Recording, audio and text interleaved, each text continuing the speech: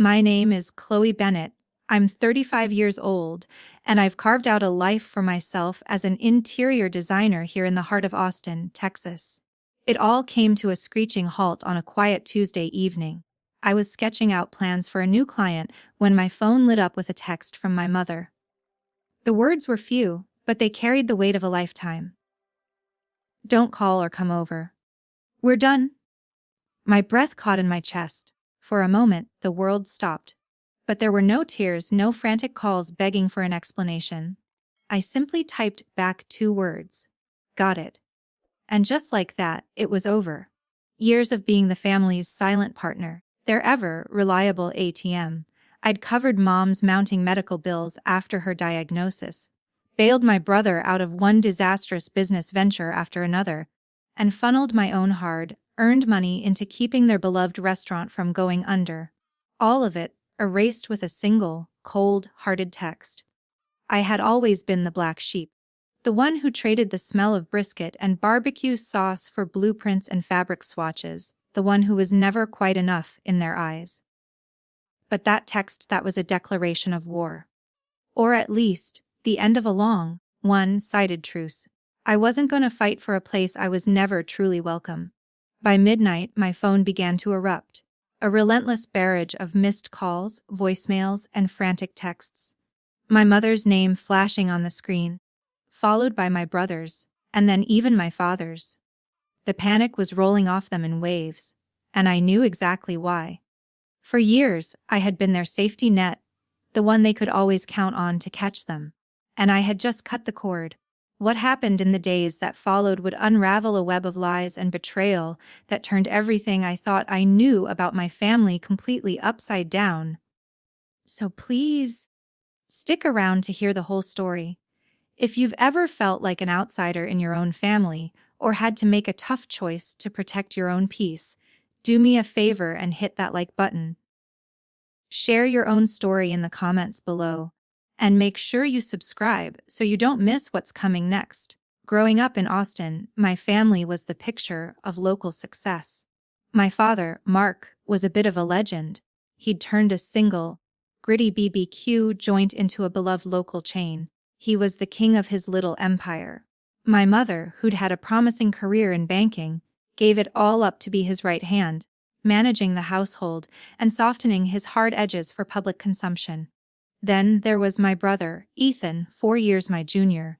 He was the prince in waiting, the golden child destined to inherit the throne. And me.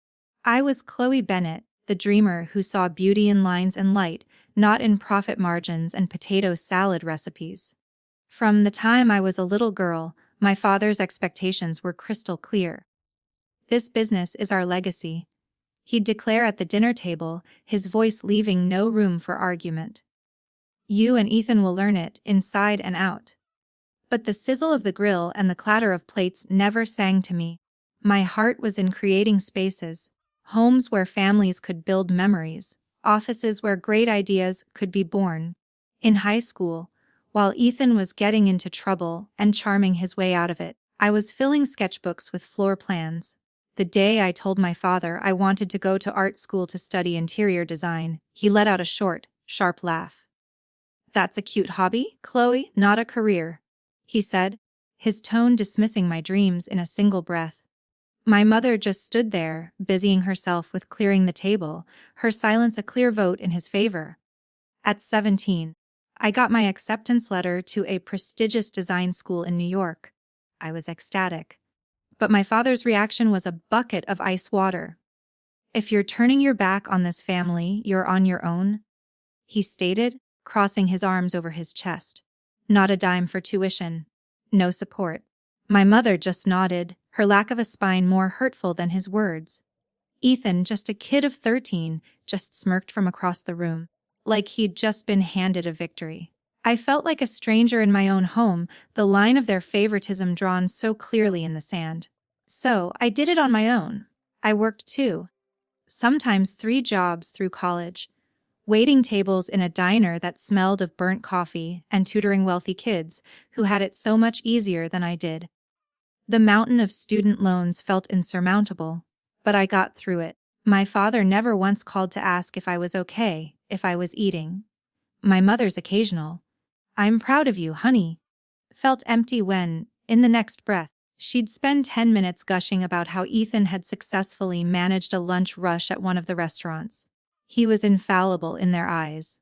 I remember coming home one Christmas break, exhausted from finals. Ethan, who was supposed to be closing up, had forgotten to lock the back door of their flagship location. They were robbed of thousands of dollars in cash and equipment. My father just sighed and patted him on the back. "He's young, he's learning," was all he said.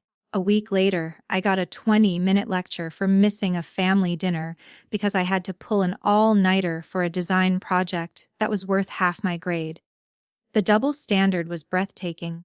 The chasm between us grew wider with each passing year. My father's world revolved around Ethan, the son who would carry on his name, no matter how little he deserved it. My mother, ever the loyal follower, reserved all her warmth and affection for him. I'd try to connect with her, calling to share news of a project I'd landed or a design I was proud of, but her attention was always elsewhere. "That's nice, dear. Ethan is thinking of adding a new smoker at the North location," she'd say, her excitement reserved only for the family business. I wanted to scream, "What about me? What about my life?" But I'd bite my tongue, holding on to the foolish hope that one day, they would finally see my worth. By the time I graduated and moved back to Austin, the rift was a canyon. I poured every ounce of my energy into my career. My firm, Bennett Design, started small. I redesigned outdated dentist offices and cramped downtown cafes, turning them into spaces that felt modern and alive. My big break came when a new boutique hotel developer hired me. My designs, a blend of Texas warmth and clean, modern lines, won awards. Soon my name was the one whispered among Austin's elite. By the time I was 30, I was running a multi-million-dollar business, with a portfolio of luxury homes and high-end commercial properties. But at home, I was still just the girl with the hobby. And then, 5 years ago, my success became their lifeline. Mom was diagnosed with a rare form of cancer. The prognosis was uncertain, and the treatments were astronomical. My father's restaurants, which had failed to adapt to Austin's changing food scene, were barely staying afloat. Their insurance was a joke. Without a second thought, I stepped in. I wired the money for her first round of chemotherapy. I paid for the specialists, the medications, the countless hospital stays. "We'll pay you back," my father said, his voice strained with a pride he couldn't afford. I knew it was a promise he could never keep. My mother sent a simple text, "Thank you." That was it. It stung, but I told myself it was about saving her life, not about earning their approval. Then came Ethan. My charming, irresponsible brother decided he was going to launch a gourmet food truck. It was a disaster. He bled money for 6 months before selling the truck for scrap. The debt collectors started calling our parents.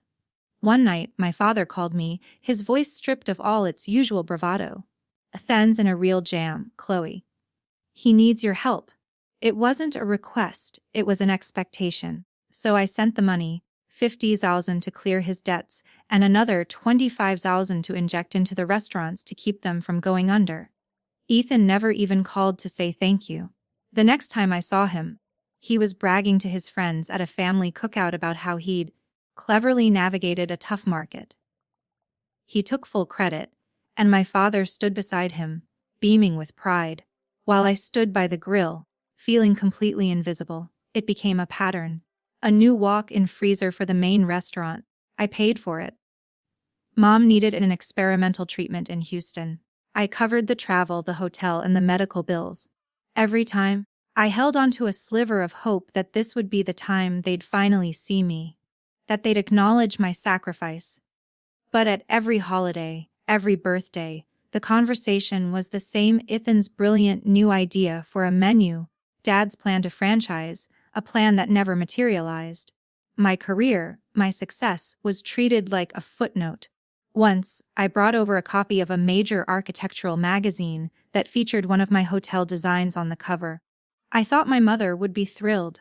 She glanced at it, offered a weak smile, and said, "That's nice, dear. But you should see the new uniforms Ethan picked out for the waitstaff, so sharp." I felt my heart crack just a little more. I was their emergency fund, their solution, but I was never their daughter. Not in the way that mattered. Looking back, I was so foolish. I thought my money could build a bridge back to them, but it only dug me deeper into a role I never wanted. They took everything I offered, hundreds of thousands of dollars over the years, and gave me nothing in return. Not respect, not gratitude, not even a simple acknowledgement. The resentment was a quiet, heavy thing that settled in my chest, and I started to realize that for them, I would never, ever be enough. A few months before the text, I decided to give them one last chance to see me not as their bank, but as a savvy businesswoman. My firm had been developing a new concept, a specialized branch focused entirely on sustainable, eco-friendly design for the hospitality industry. It was a passion of mine, but it was also a brilliant business move, backed by months of market research showing a huge demand in the Austin area.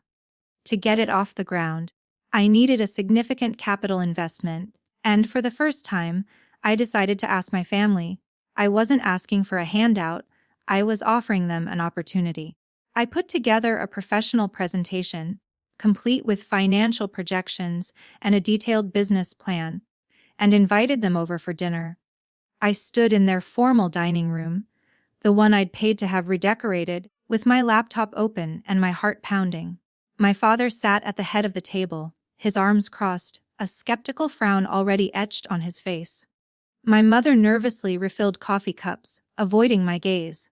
Ethan was slumped in his chair, scrolling through his phone, looking bored. His wife Megan sat next to him, and she was the only one who looked at me with genuine interest. "This is more than just a trend?" I began, my voice stronger than I felt. "Sustainable design lowers operating costs, it attracts a higher-end clientele, and it's good for the community. I'm asking for a 200,000 investment, which I will pay back, with 10% interest, within 3 years. My father cut me off before I could even get to my second slide. "A pipe dream," he scoffed. "You think people care about recycled floors. They care about the price of a steak. It's a waste of money. The data shows." I tried to interject, but Ethan snorted loudly from across the table. "Seriously, Chloe. An investment in your little art project," he said, not even bothering to look up from his phone. "Maybe you should stick to picking out curtains." The humiliation felt like a physical blow.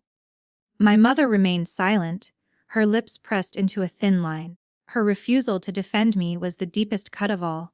I looked at her, my eyes pleading. "Mum, you know what I'm capable of." She wrung her hands. "It just seems so risky, honey. The restaurants are what we know." It was Megan who finally spoke up, her voice quiet but firm. "I actually think it's a brilliant idea. A lot of the new restaurants downtown are going green." Ethan shot her a look so sharp it could cut glass, and she immediately fell silent, shrinking back in her chair. My father waved his hand dismissively. "The discussion is over. We're not funding this. Ethan needs capital to look into a third location. That's where the family's money is going." Ethan smirked, a look of smug victory on his face. He had won a contest I didn't even know we were competing in. The air in the room was suffocating. I packed up my laptop, my hands trembling with a rage I couldn't show. As I was leaving, Megan caught my eye and mouthed the words, "I'm sorry." It was a kind gesture, but it was drowned out by the roar of rejection in my ears. Driving home through the glittering Austin streets, their words echoed in my mind. They didn't just reject my business plan, they rejected me. And I knew, deep down, that this was the beginning of the end. The final nail in the coffin came a few weeks later. It was after one of our tense, obligatory Sunday dinners. I was in the kitchen helping clear the plates when Megan pulled me aside, her eyes wide with fear. She was twisting a dish towel in her hands, her knuckles white. "Chloe, you have to be careful," she whispered, glancing nervously toward the living room where my father and Ethan were laughing about something on TV. "There's something you don't know." She took a deep breath. Ethan. He's been skimming from the restaurants for years. Thousands of dollars a month.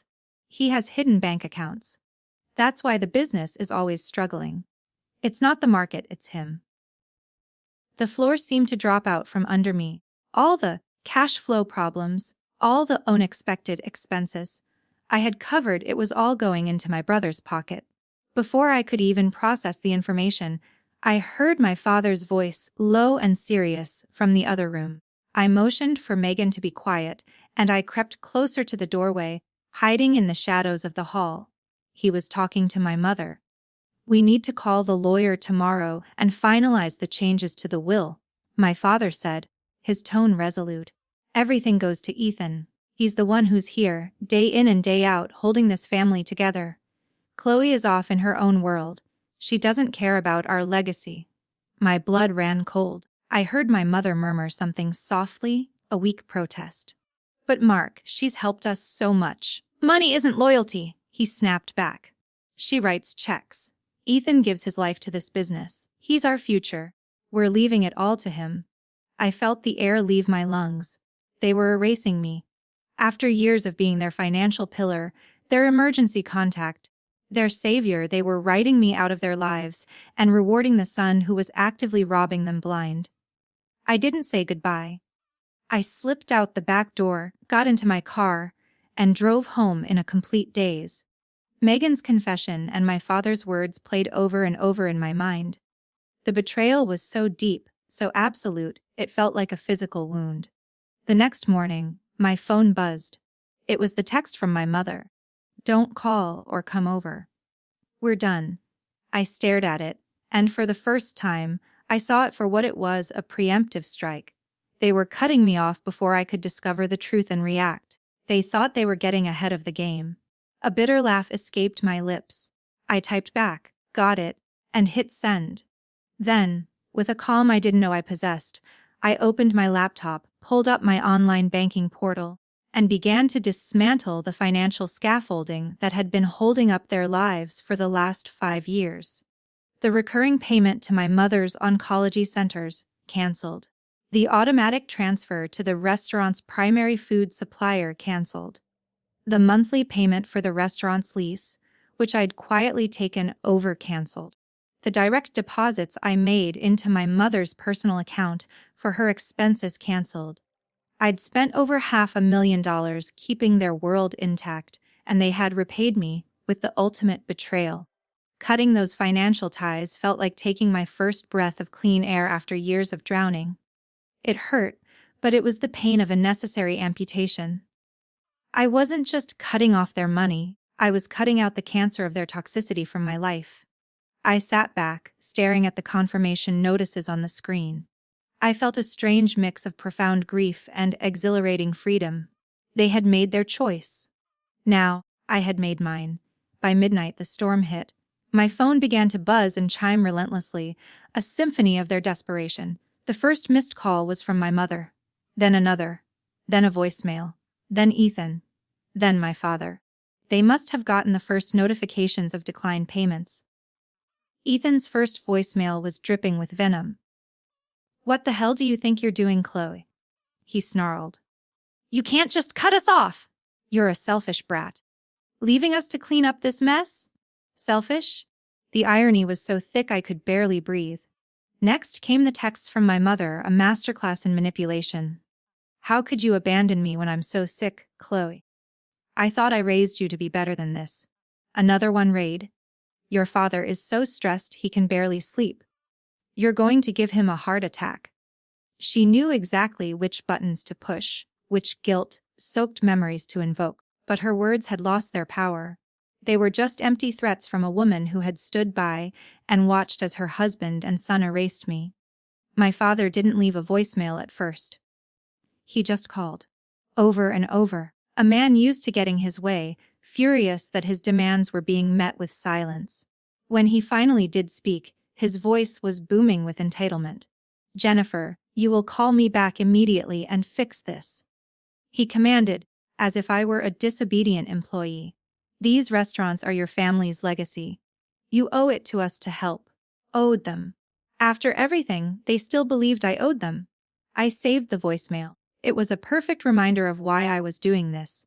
The barrage continued for days. Angry accusations from Ethan, tearful guilt, trips from Mom, and Stoney, demanding messages from Dad. I didn't answer a single one. I let them all go to voicemail, let the texts pile up unread. I was watching their world crumble from a distance, and I felt nothing but the steely resolve of a survivor. They didn't want a daughter. They wanted a benefactor. And I was officially out of business. A week after I cut them off, after a relentless storm of messages that I continued to ignore, I agreed to meet them. Not because I was wavering, but because I needed to say my final piece face to face. I chose a busy cafe in downtown Austin, a neutral territory where they couldn't raise their voices. As I walked in, I saw them huddled at a corner table, my father looking grim, my mother looking frail, and Ethan looking like a cornered animal. Megan wasn't there. She had texted me earlier that day. "I'm so sorry, Chloe. I can't be there, but I wish you peace." I understood. I sat down, my back straight, my hands steady around my cup of coffee. I was not the pleading daughter they remembered. I was a stranger. Before they could launch into their prepared speeches of guilt and accusation, I started. "I wanted to let you know that I sold my sustainable design project," I said, my voice even and clear. Their heads snapped up. "That little pipe dream you all laughed at." A national hospitality firm in California saw its potential. They bought the entire business plan and portfolio from me. I paused for effect, looking each of them in the eye. "For $2 million. The silence was deafening. My father's jaw went slack. My mother's hand fluttered to her chest. Ethan just stared, his smug expression wiped clean off his face. I leaned forward slightly. "I came here today to thank you," I said, and the confusion on their faces was almost comical. "You see, your rejection was the best thing that ever happened to me. It forced me to go out and prove its value to people who could actually recognize it." I then turned my gaze to Ethan. "And it made me take a closer look at our family's finances. It's amazing what you can find when you start digging. Hidden accounts, inflated invoices, all that cash that just seemed to disappear." Ethan's face turned a blotchy red. "You're lying?" he sputtered. "You're making things up to hurt us." "Am I?" I replied, my voice dangerously quiet. "I think the vendors you never paid would be very interested in my findings." My mother finally found her voice, tears welling in her eyes. It was her go-to move. "Chloe, please. We're your family. After all I've been through, you can't do this to us." I looked at her, and for the first time, I felt no pity, only a sad finality. "You did this, Mom. When you stood by and let Dad and Ethan belittle my dreams. You did this when you sent me that text." "We're done," you said. "I was just following your instructions." She flinched as if I'd slapped her. Finally, I looked at my father, the patriarch of a crumbling kingdom. "You were right about one thing, Dad. Money isn't loyalty. Loyalty is having someone's back. It's believing in them. It's something you reserved for a son who was stealing from you while you planned to reward him with my share of the inheritance." His face hardened. "You will regret this, Chloe?" I shook my head slowly. "No, I won't." I stood up from the table, my chair making a soft scraping sound on the floor. "This is goodbye. There will be no more money, no more phone calls, no more second chances. You are on your own." And with that, I turned and walked out of the cafe. The bright Austin sun hit my face, and for the first time in my adult life, I felt truly, completely free. I didn't look back. Over the next year, pieces of their fallout trickled back to me through mutual acquaintances. The restaurant chain collapsed and went into bankruptcy within 6 months. Without my constant cash infusions, Ethan's theft became impossible to hide. Several vendors filed lawsuits against him, and he ended up facing charges for fraud. My parents had to sell their home to cover the legal fees and debts. They moved into a small rental, their local legacy in tatters. I heard that Megan had filed for divorce and moved to another state to start over. I wished her well. I never reached out. That chapter of my life was closed. My firm flourished. With the capital from my sale, I was able to expand in ways I had only dreamed of, taking on bigger, more exciting projects across the country. My life wasn't perfect, but it was finally mine, built on a foundation of my own making, not on the crumbling expectations of others. The pain of their betrayal never vanished completely, but it softened into a scar, a reminder of a vital lesson learned. You cannot force someone to value you. Respect, love, and support are things that should be given freely, not earned through endless sacrifice. Setting boundaries isn't an act of cruelty, it is the ultimate act of self-preservation. It is acknowledging your own worth, even when the people who are supposed to love you the most refuse to see it. For anyone listening to my story today, I hope you take that lesson to heart. You have the right to walk away from any table where respect is no longer being served, even if it's your family's table. Thank you so much for listening to my journey. It's a heavy story to tell, but it's my truth. I would be honored to hear your thoughts and your own stories in the comments below.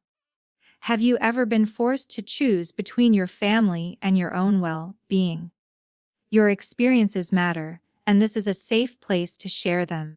If this story resonated with you, please give this video a like, share it with someone who might need to hear it, and be sure to subscribe to the channel for more stories like this one.